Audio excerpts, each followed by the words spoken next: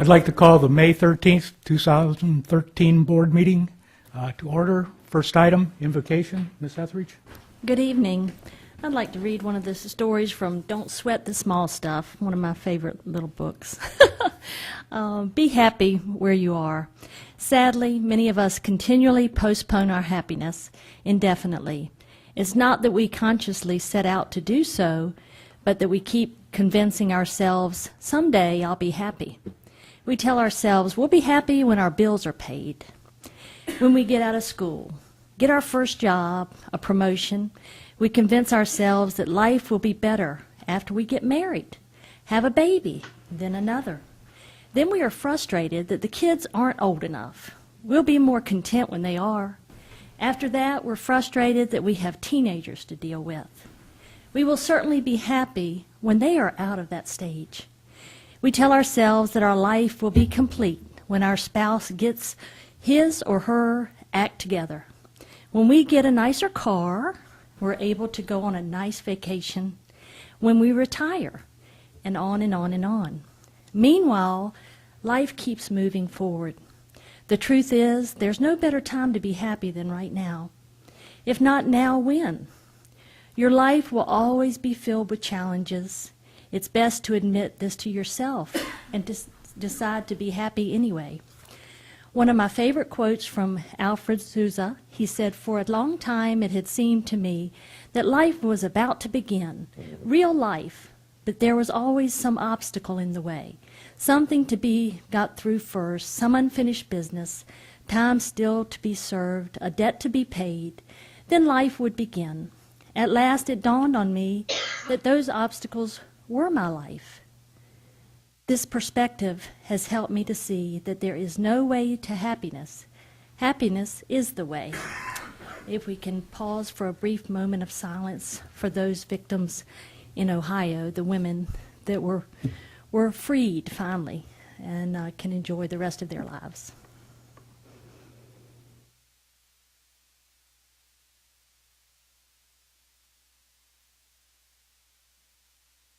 Thank you.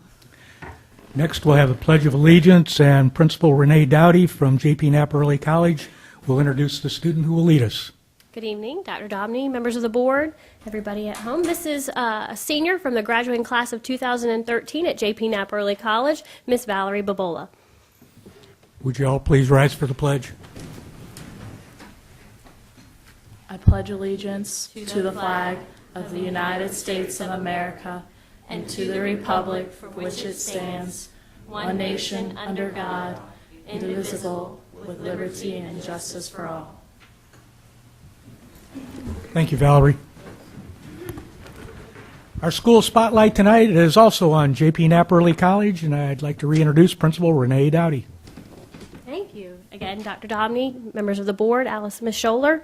It's our pleasure to be here tonight. I'm going to start with just a little brief presentation about our program at J.P. Knapp Early College. I know a lot of times schools come up here and talk about one thing that's going on in their school. I'm going to do something a little bit different and talk about our program in general. If you remember last year, we had our very first inaugural class graduate from J.P. Knapp Early College. So we have some data now to collect and talk about as students leave us, what happens to them when they go out into the real world. So tonight I have three fabulous students here with me. One who is a fourth-year senior who will be graduating this in the next week. Another one who is a fifth-year senior who stayed back after her class graduated last year and will graduate this year as a fifth-year senior at the early college. And one who is an alumni, crazy to say that now that we have alumni at the early college, but one who's an alumni who is currently attending Appalachian State University. So to start off with, I'm going to do a brief presentation for you. This is some of the data we collected last year as our graduates left us. We looked at our total class of graduates. We had 65 graduates. You'll notice on there, 36 of those graduates went on to attend a four-year university, 16 went on to community college, 6 enlisted in the U.S. Navy, and 7 entered the workforce directly upon leaving high school. Some of the universities that our students, our graduates from the class of 2012 went off to are listed there on that page. There are some of the private universities where students were accepted to and chose to attend. And finally, we actually had a few of us leave the great state of North Carolina to go to college outside of the state of North Carolina. This is an interesting slide. Again, last year we had our first set of graduates leave us. That class of 2012 was at a bit of a disadvantage, I say, in some respects, because at that time when we first began our program, we had no official partnership with College of the Albemarle. So these students who started with us as those guinea pigs, as we always referred to them, that first year that the early college opened, really were relying solely on UNCG's iSchool to get any type of college credit. That program soon folded. So we knew we needed to find an alternative route, and College of the Albemarle was that route for us.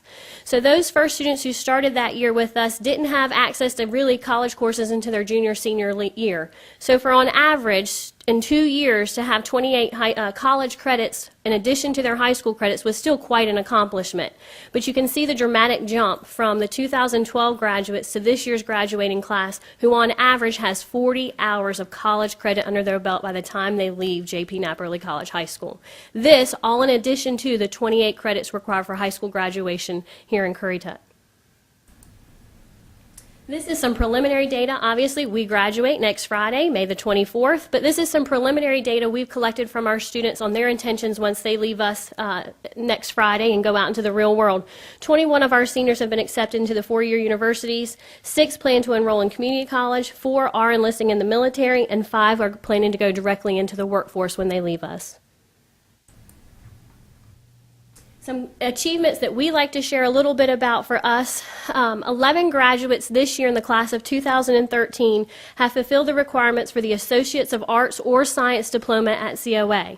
Again, the mission of the early college is to provide students the opportunity to earn 2 years' worth of transferable credit to any state-sponsored institution in North Carolina. 11 of our graduates have fulfilled that minimum of that core 44 goal for us.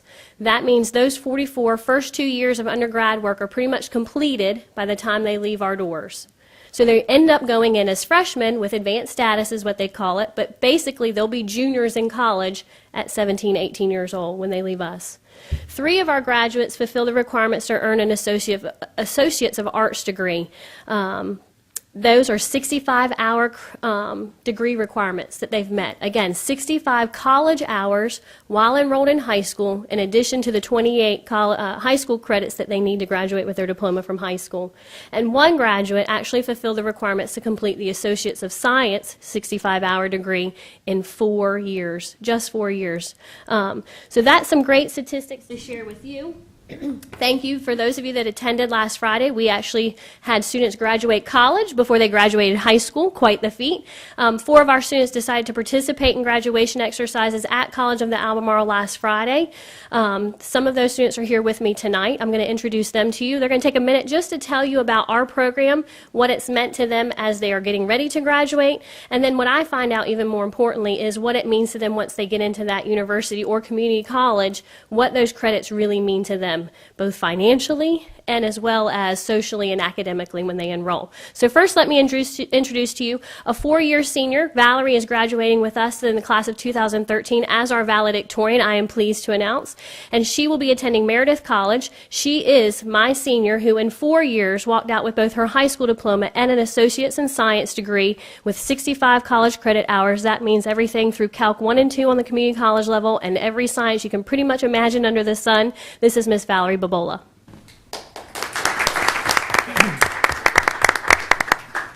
Hello. I would like to start by remembering that the last time I stood in front of you, you were giving me your well wishes for governor's school. And I truly want to thank you for that. That summer changed my life and completely for the better. And I am just so much of a better person because of that experience, and I thank you. Now, just like Ms. Dowdy said, I have received my associate in science degree. It's been a whirlwind. I have taken a summer class, all except last summer when I was at governor's school, and I've taken a 5th class pretty much every semester. Calc 1 and 2, chemistry, physics were what separated the associate in science from the associate of arts. And it was hard. I, will not lie to you at all. It was very difficult, but I am so much more knowledgeable. I got so much out of those classes. They challenged me. I had to put effort into every assignment, and coming out of all of that as a valedictorian is something I'm proud of. It means a lot to me. And I know that without the early college, I would not have gotten anywhere near the enriching experience that I did. And so I really want to thank all the faculty and staff at JP Knapp, because even though I haven't taken a high school class there since I was a sophomore, they were totally behind my back. You know, Miss Dowdy every week, "Are you doing okay, Valerie? You doing all right?" "Yeah, I've got this." You know, and my teachers who are willing to help me. You know, when I had chemistry and they were like, and they were like, "All right, we'll try this." And so I was never alone in my classes. And so that's what made me choose Meredith College, because I know I'll get the same environment there, where the teachers and the faculty are right there with me, helping me through my classes, helping me make better choices, and preparing me for what comes next. Thanks to JP Knapp and the Board of Education, I truly feel ready for college and ready for the rest of my life. Thank you.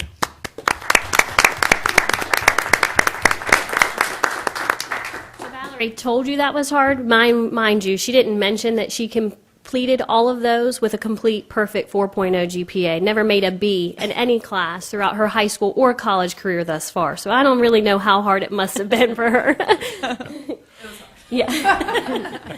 Next up, we have Miss Alicia Dye. Alicia is a fifth-year senior with us, so when all of her friends made the decision to leave last year and graduate, Alicia made the very tough decision that only 6 seniors made last year, and every senior has the opportunity to make to stay the fifth year and continue to earn college credits for free. She stayed behind for one more fifth year to complete that Associates of Arts degree, and that's just what she did. So this is Miss Alicia Dye.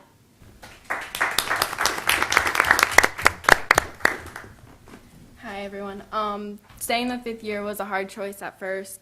At first I was totally against it, and then we were signing up for classes, or we were signing up to graduate, and then Miss Dowdy had said, "Are you not going to sign to stay the fifth year?" Then me and my mother talked about it and decided that it was probably a good choice to do it while I was still here, and then it would be free college courses that would help me later on. Taking college classes and high school classes have been a little difficult, but in all reality, I like the fast pace of it and being able to get done with school faster. And having an associate's degree will definitely help me whenever I finally go to college, and whenever I get a job, it'll help me get a better job whenever I'm still completing my college degree. And I would also like to thank everyone for giving me the opportunity to go to JP Knapp Early College. Thank you.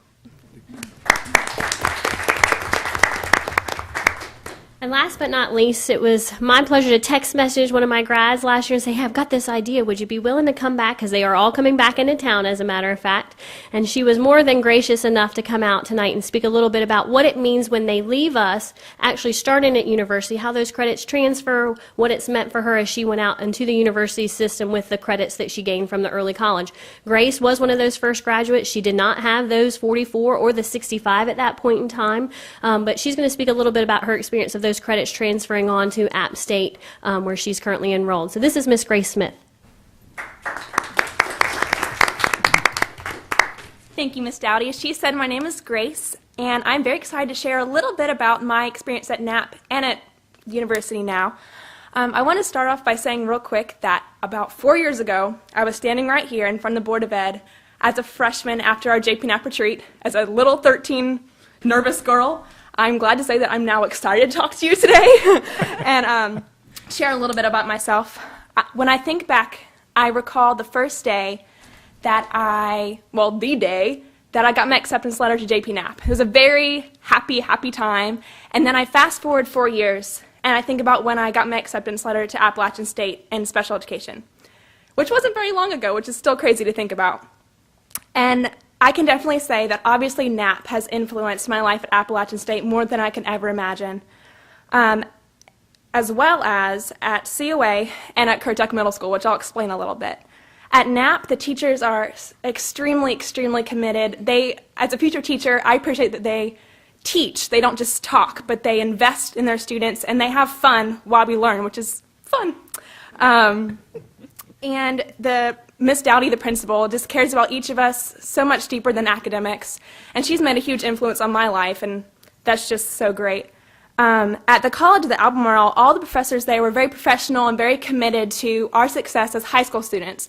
They understood the struggle we were going through, kind of transitioning as a sophomore in a community college, so they would give us tips and advice, but they still expected a lot out of us, which made us academically ready for university.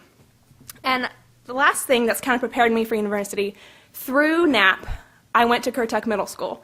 And you might be wondering why, but I was actually involved my junior and senior year of high school in the performances Buddy White's theater with Mr. Thomas Poston. And that just made such a huge impact on my life that I was able to do that through JP Knapp. And I learned how to balance my lines with my homework and my friends, and how to talk to Mr. Buddy and make relationships with my teachers outside the classroom, and that really carried over into my university experience. So, as a wrap-up, I just returned from Appalachian State last Friday after completing my first year at the university, and even during my first semester because of Knapp, I completed all my foundational education classes. My spring semester, I took all special education classes, which is where my heart is, and so I loved every single one of those classes. And that's all thanks to JP Knapp. And potentially, I could be a teacher in 2 years, but I'm thinking about staying and getting my master's, so I could be a teacher in 3 years. I'm only 18 years old, and that is just awesome. So basically, I can't say enough about JP Knapp and its staff and how much they prepare us for all the places that all of our students will go. And I just wanted to say a big thank you for all the support that you have given us over the years. So thank you. So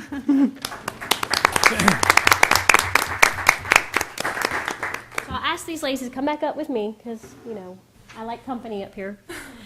It's been a pleasure to come and speak to you tonight about what we do. This is really the heart and soul, and it's the heartbeat of what the work that I love so much about what I do each and every day. And it makes my heart proud to know that we have a future teacher here. So 3 years, you mark your calendars, board members. We're going to be looking for some special ed, I have no doubt, and this is one we want to bring back to Currituck and give back, because you don't want to let these get out of our hands. Don't let them slip away. So I hope I'm still here so I can recruit her to come back here and teach as well. But on behalf of JP Knapp Early College, we thank you for the support you've always shown us. We're proud of the work we're doing to make sure students are ready for college, ready for careers, ready for whatever they choose to endeavor in after they leave us when they graduate from JP Knapp Early College. So thanks so much. It's been a pleasure talking to you guys tonight and being the spotlight for May. Great. Thank you. Valerie, Alicia, and Grace, thank you for your kind words about JP Knapp Early College and your experiences after that. And good luck to you. And Grace, in 2 years, we will be, or 3 years, knocking on your door, seeing if you want to come back. All right. Because I used to recruit teachers, and I know how difficult it is to find special ed teachers. Next item on the agenda, we have a student recognition. And Angie Collier, school nurse at Shawboro Elementary, will introduce a student.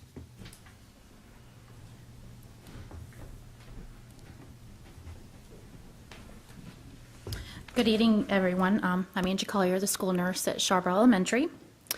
And as a school nurse, we were approached by Gail Olson from the Albemarle Pediatrics Asthma Coalition for 7 counties to do a poster for asthma. And so she asked for third through fifth grade, the art teacher and myself, to approach the students and see if they would like to do a poster on asthma with the thoughts behind it of the theme, asthma control makes life good. And as you know, in this county, we have a lot of students that have asthma. At Shawboro, we had 53 fifth grade students that turned in posters. And then Ms. Schwallen and I judged these posters, and we had to come up with 3. It was a very hard decision to do, or hard thing to do. And in the end, we came up with a first place winner and a tie for second place with 2 other students. And our first place winner was Macy Wall, a 5th grader. And our 2 second place were Hannah Dozier and Eliza Denton.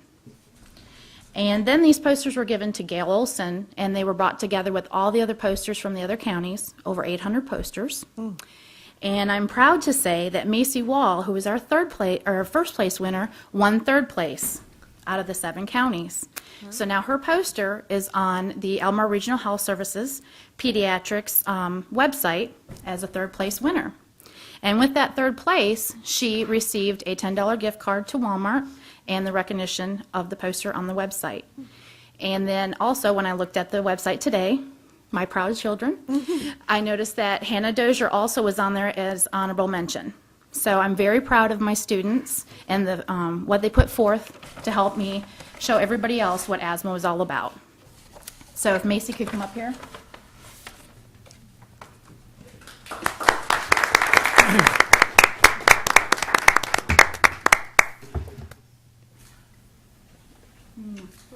You're welcome.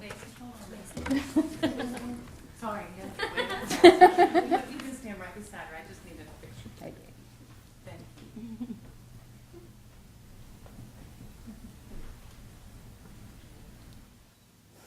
Dad wants one too. See, that's how I got her to smile.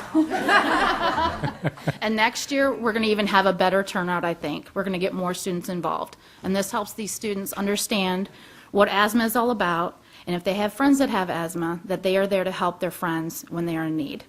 Thank you. Thank you. Thank you, Ms. Collier, and congratulations, Macy, on your award. Next, I'd like a motion for approval of the agenda to add one-to-one project funding as item B4. So moved? Have a motion and a second. Any discussion? All in favor? Aye. Motion passes. Next item, globally competitive students, Jonathan Jackson, Thomas Poston, and Rick Loggy, and I'll turn it over to Jonathan first. Yes, sir. I need all the seniors to listen up real quick from the high school. Caps and gowns were delivered by Herff Jones last Wednesday. And yes, I'm sure all the parents of all the seniors probably just shed a tear by that statement. Senior Recognition Night will be held on Thursday, May 23rd at 7 p.m. Senior Picnic will be held by SGO next Wednesday, May 22nd. And the Spring Athletic Awards ceremony will take place on Tuesday, May 28th at 6 p.m. Any athletes attending who must register their guests in advance in order to guarantee additional plates for dinner. Field Day is being offered tomorrow to CCHS students, so classes will run on an early release schedule. And lastly for me, senior graduation will occur on Friday, June 7th at 7 p.m. However, for all other students, their last day of school will be on June 10th, which is a scheduled early release day. Now to Thomas. I had the privilege of attending the Tar Heel Junior Historians Convention a couple weeks ago in Raleigh at the North Carolina History Museum, and I am proud to say that our club won first place for our art model of the Rosenwald School in Coinjock, and that will now be displayed in the museum until next year's convention. Teacher Appreciation Week took place last week from May 6th to May 10th, and we'd like to say we appreciate all the work our teachers and administrators do for the students. There will be a spring band and chorus concert tomorrow night at 7 p.m. in the high school cafeteria. Also tomorrow is the second round of the baseball and softball state championship. Both the Knights baseball and softball teams will be hosting their opponents with games starting at 6. This Thursday will be the underclassmen awards ceremony, and next Tuesday, May 21st at 6, will be the chorus banquet. Then on Thursday, the spring band banquet will be held at 6 p.m. And Shawboro Elementary School will have their Armed Forces Day celebration this Friday, May 17th. Now to Rick. The first week of May marked finals week for college classes at JP Knapp. And if you'll remember a couple months ago, I told you about Moody's Mega Math Challenge, in which several students were sequestered and asked to answer a very complicated mathematics problem over the course of a day. And after getting the results back, it turned out that Knapp's team didn't place in the top 6 and weren't invited to New York, but they were finalists in the top percentage in the country, so congratulations to those students. Also, prom was last Friday, and May 14th is Senior Recognition Night. The underclassmen awards are May 16th, and the baccalaureate is May 19th. 36 seniors are going to be graduating from JP Knapp 2 Fridays from now. So congratulations to all those seniors, and that'll mark the end of the school year at JP Knapp and the beginning of an awesome summer.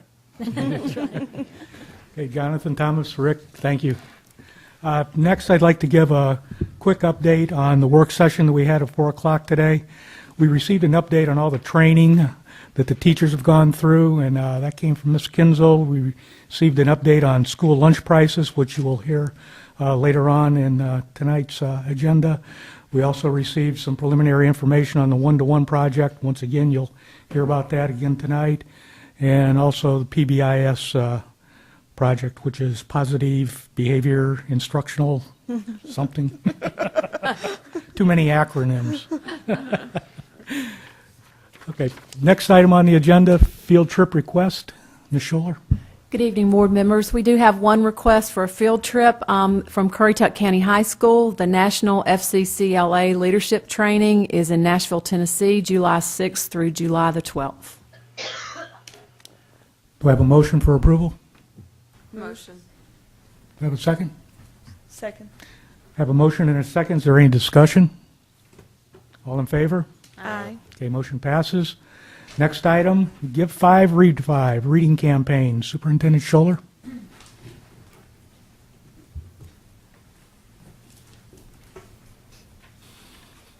Good evening again, and I'm going to ask any of my elementary school principals if they'll please come forward to help me with this little presentation. We all know how important it is for students to read, and we are encouraging our students to read over the summer so that they will not lose any of their reading skills. Reading at least 5 books over the summer can help students maintain reading skills while they're away from our schools. So we want to invite all of our community members, our parents, our board members, whoever would like to participate, to donate 5 new or gently used books to each of our elementary schools. You can choose your local elementary school or bring your donation by central office so that all our children can read over the summer. So I'm going to start with my own little donation. I have Miss Terry Godfrey from Shawboro Elementary. So, Miss Godfrey, here's some books for your students. Let me make it even here. And Mr. Steve Blackstock from Jarvisburg Elementary. So thank you. And thank all of you all as well. Thank you. Thank you.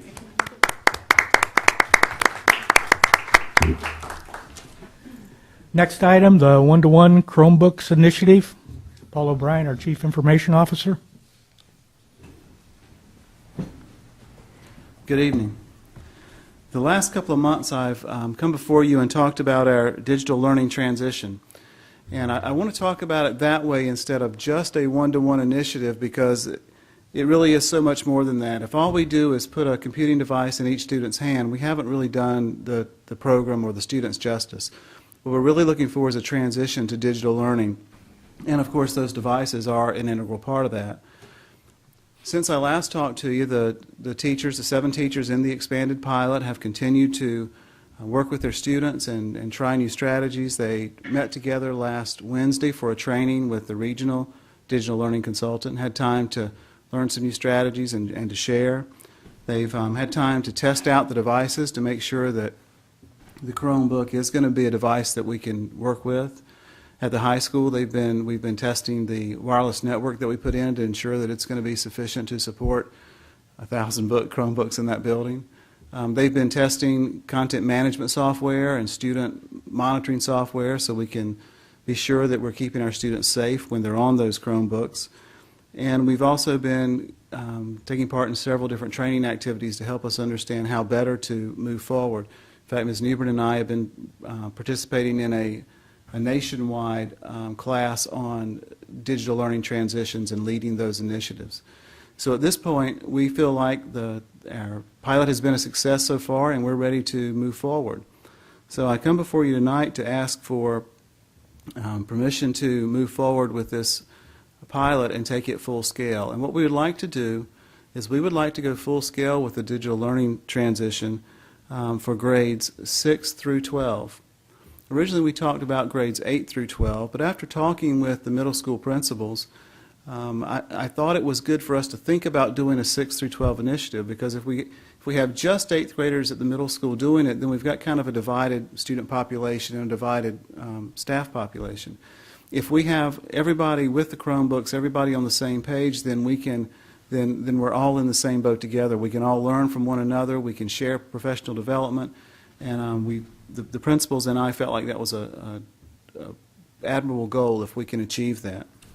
So we've looked at the cost of these devices, and in order to fully implement in grades 6 through 12 next school year, we'll take an expenditure of $630,000. The staff has identified approximately $220,000 that in unspent funds this year that can be redirected toward this project.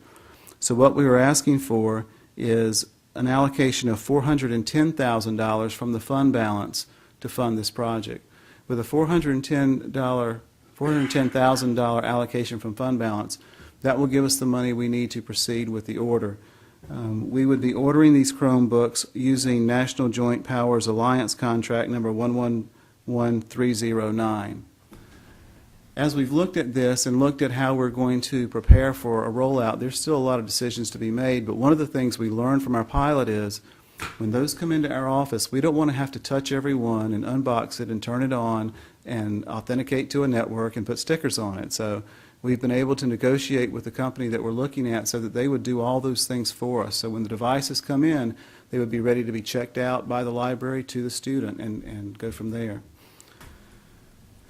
Option B, if our option A is too rich for our blood, we also have looked at option B, which would be grades 8 to 12, and in that case, the allocation from fund balance would be approximately $222,000. But the request is for fund balance allocation of $410,000 to go with grades 6 through 12 and to approve those purchases. Okay. Do I have a motion for approval? So moved. Do I have a second? Second. Okay. Have a motion and a second. Now, is there any discussion? Does anybody have any questions of Paul? Paul, I've heard nothing but good things about the Chromebook. Having a daughter who's on one of the pilot programs there at Currituck Middle. And as the board knows, the state has not given us any money for new textbooks in a long time. I know that's one thing I've heard from teachers over and over again is we don't have a textbook. So I'm hoping maybe this will help solve some of the problems with the kid having a Chromebook and the teacher can basically, look up what they need in the classrooms. Yes, sir, I believe it will. Those were some of the comments that I shared with you at the work session from some of our teachers. They were glad to be moving away from the static textbook or worksheets. And also the information I shared with you on the state's new home-based and instructional improvement system that will consolidate resources tied to objectives and assessments all together in one place that can be accessed electronically. I think that'll be a big advantage.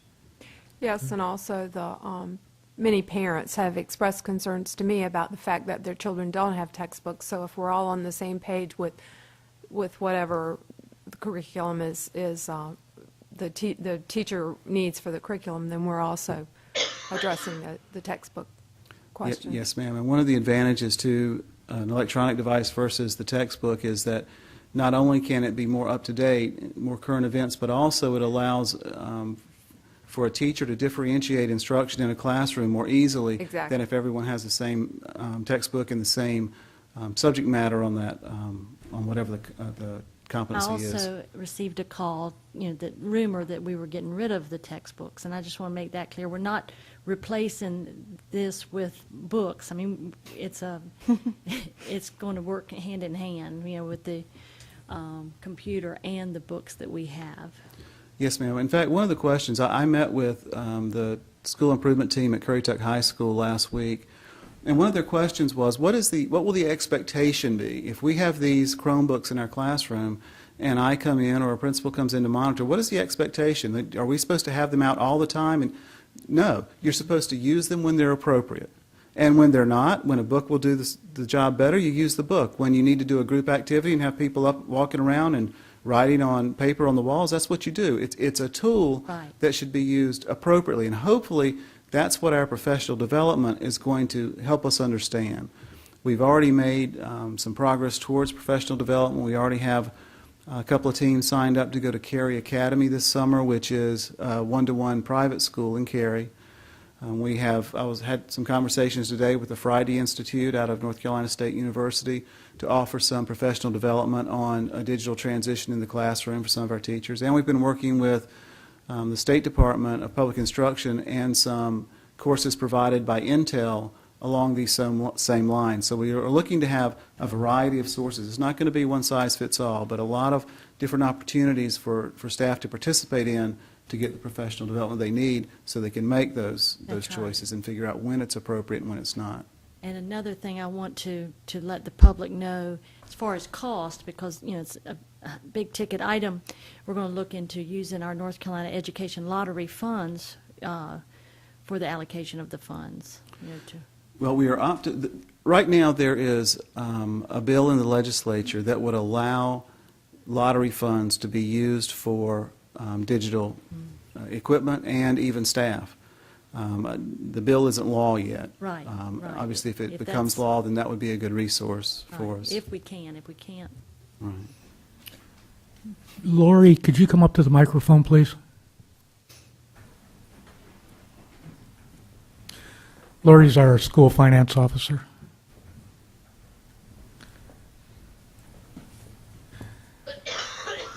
Now, Lori, do you think that these Chromebooks, or, well, essentially they're computers, can't that be considered capital outlay? It can. So then we could use the lottery monies anyway, right? Because doesn't that go into our capital outlay fund? I think there's some rules right now as far as lottery funds that I haven't had a chance to research it, but I don't think you can use it right now for technology purposes. Oh, okay. At one time you could, and then a couple years ago they removed that opportunity. Okay, and also in Paul's request, we have more than enough funding in our fund balance to cover this, correct? Mhm. Okay. And we may not even need what he's requested if they're, depending on how the bills roll in at the end of the year. That's Right, right. Okay. Any other board members have any questions? I think it's a wonderful opportunity, and I hate to pass it up. Paul, Knapp Early College has been on one-to-one for how many years? Since they started, so they're in their 5th year of one-to-one. So we've already had a little bit of practice with it, and so moving it to the high schools and middle schools, we've already worked out a few of the problems. Yes, sir, we have. And in fact, many of the pilot teachers visited the early college a few weeks ago and observed those classes to see more about how it actually works. And I believe we have 2 math teachers going to observe at the early college tomorrow for that same purpose. We'll also look at the agreements that they have, and how we would want to customize it for this project going forward with an insurance fee that we would ask parents to pay. We'll have to get that settled and bring it to you because as a board you have to approve the fee. So we hope to come back to you next month with that. And as with basically all our fees, if there are situations of hardship, ways that we can accommodate those students so they don't go without. I know people are thinking that's a lot of money, but we're looking at buying, almost 1,800? Yes, sir. Of the Chromebooks. And also, I know you've done that for us, but could you just tell the public that there is in place, teachers are able to control what the Yes. students are being able What to sites? access. They're not just given the computers and they're able to just do whatever in the classroom that day. Yes, ma'am, that's correct. A couple of things along those lines. First of all, when the intention would be that these Chromebooks, these computers, would go home with the students. And when they went home with the students, if they had wireless at the house, they would be able to access the internet at the house. But we have a method of still directing that internet traffic from their house back through our filter to still help keep them safe. The monitoring software you're talking about is a product from Hapara. It's called the Teacher Dashboard. And one of the things that it lets the teacher do is receive assignments from the students electronically through a folder that's created, make comments on that document, send it back so there's no paper exchange. In fact, that's one place we hope to save some money to help fund this is with paper and printers. But another part of that same teacher dashboard is the remote control piece, where a teacher can pull up a screen that shows all the students that are in her classroom at that time and what tabs are open on their machines, not just the screen that's showing, because some of us are very quick at doing Alt-Tab and switching between screens, but it shows every tab that's open. A couple of things. I had one teacher in the pilot say once we started this, she put that on the screen on the smart board one day just to say, this is what we can see, and said, based on that and everybody understanding what the monitoring was, that it cut out a lot of the issues. But the teachers will be able to look in their drives, look in their mail, look in their calendars and all, and you know, at first glance you may think, well, is that a privacy issue? And I would say no. These things are instructional devices. It's a lot of money that we're spending to improve instruction, and that email that we're providing to students is for instructional purposes. So they can do those things. And when the training was taking place that I mentioned that happened last week, one of the teachers was there, one of the pilot teachers was there, and on a break, she brought up this teacher dashboard on her computer. And this was up at the Knapp Professional Learning Center, where students were back at Currituck High School down the road. She brought up her class, and she could see that there was one student who had a tab open that shouldn't be open. I think it may have been YouTube. So she pressed a button that closed the tab on the kid's computer back down at the high school, and she sent him a little message that says, be sure to stay on task, and didn't have any more problems. So we are trying to do all the things that we can to make this as valuable an instructional device and process as possible. Thank you. Any other comments, questions? Okay, I have a motion and a second for the 6th grade through 12th grade purchase of Chromebooks for the one-to-one project. All those in favor? Aye. All those opposed? Motion passes. Thank you, Paul. Thank Lori? you very much. Next item, project graduation requests, Teresa Brinkley and Crystal Schultz.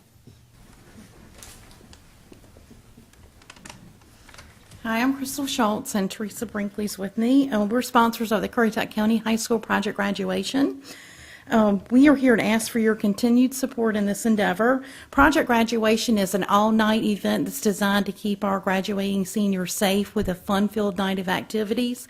This year we have indoor kart racing, we have laser tag, a breakfast buffet, as well as a raffle when we return in the morning. Now, the raffle includes items that will help our students as they transition to either their career or their college path. In the past, you've donated fuel for our buses to get to our sites for project graduation, as well as some technology contributions.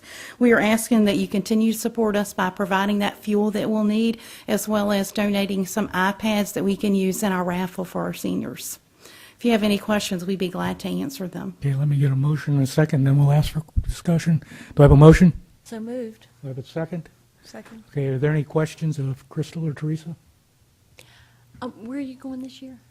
We're going to American Indoor Karting and Laser Quest in Virginia Beach. Okay. And then we'll return to Shoney's for all-you-can-eat breakfast buffet. All right. Yeah, it's always a fun time, and y'all do such a great job with the kids. And if any of you are willing to go, we'll be happy to have you chaperones. Yeah, again, it's all night. All night. Breakfast is at 5:30 in the morning before we return to the high school. Shoney's. Shoney's, yeah. And this is something that the board has always supported. Yeah. Yes. Any other questions, comments, discussion? Okay, I have a motion and a second. All those in favor? Aye. Motion passes. Thank you. Thank you. Okay, Crystal, you can stay up there. I'd like to take just a second to congratulate Crystal and her students for winning first place in the STEM Roller Coaster Challenge.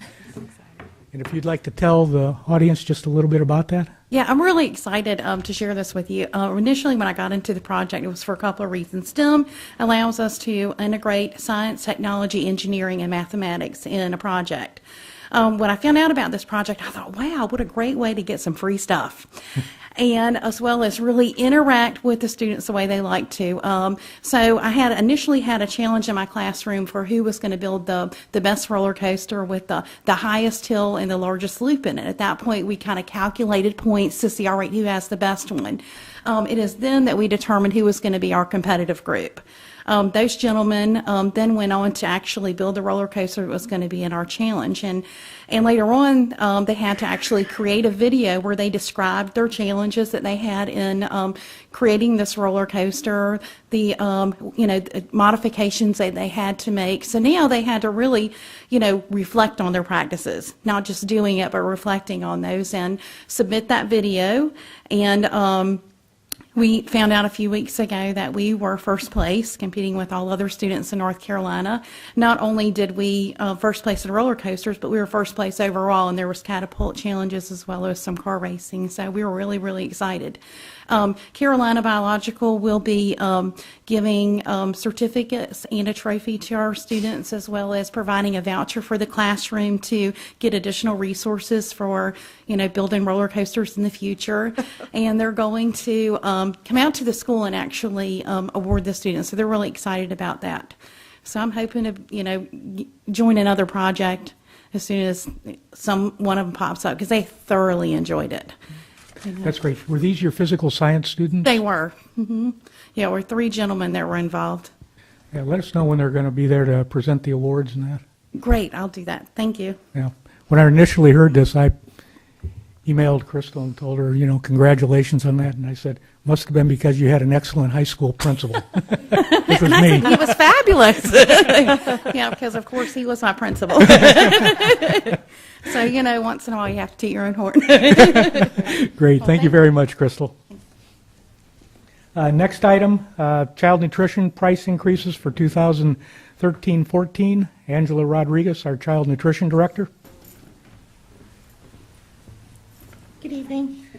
I'm just presenting what seems like an annual affair that I have to come up before you, and the paid lunch equity tool. We put our numbers in for October of 2012, and it projects what our weighted value is for our school lunches based off of what we charge now.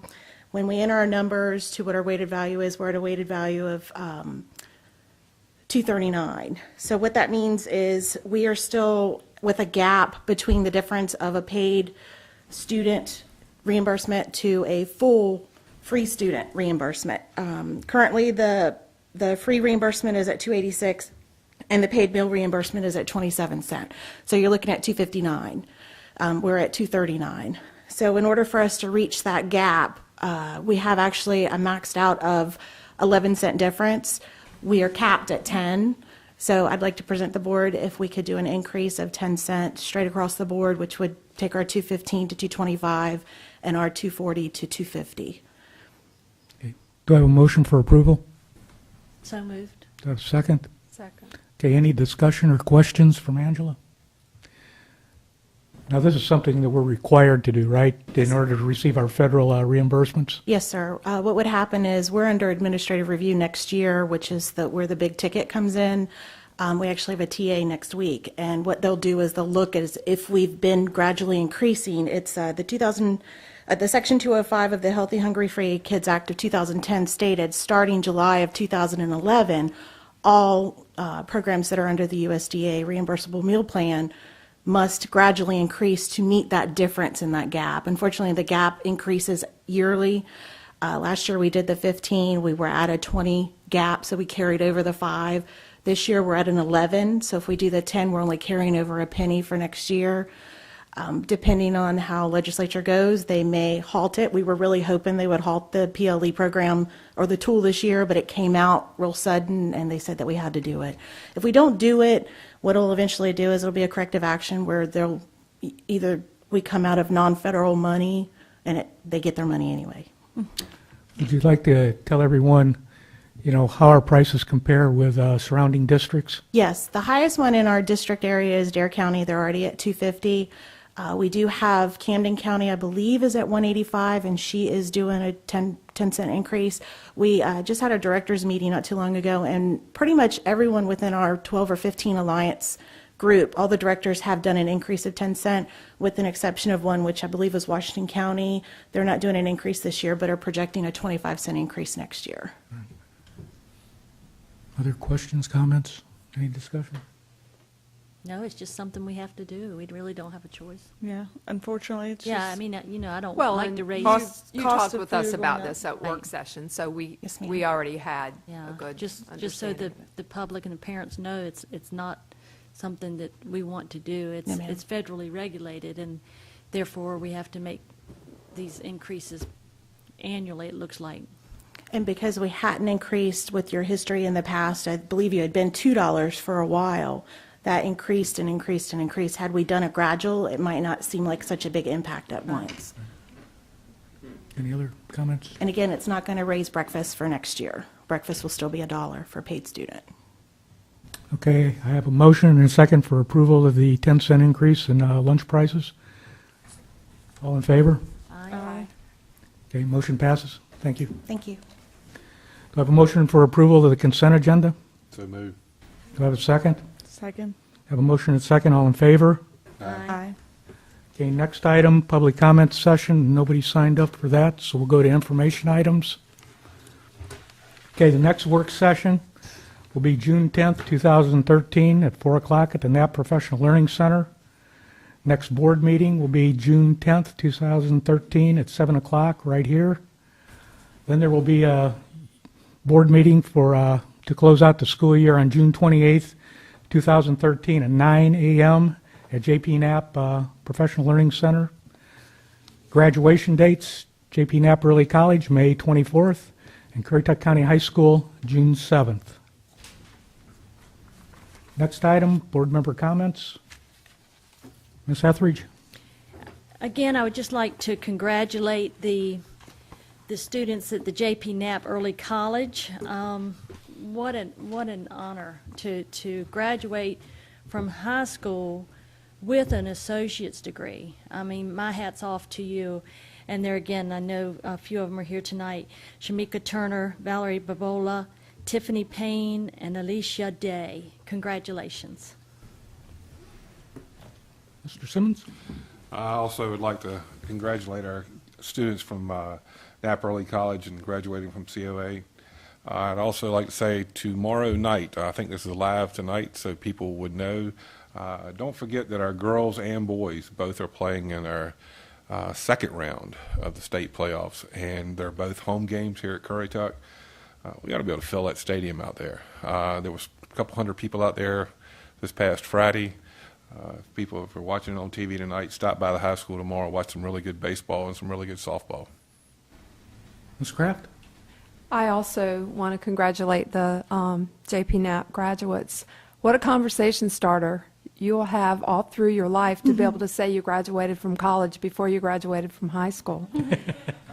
I also have had the opportunity to visit Shawboro Elementary School, Central Elementary School, Moyock Elementary School, and there's some wonderful, wonderful things going on there. They're just working hard. Thank you. Okay. Ms. Gaddis?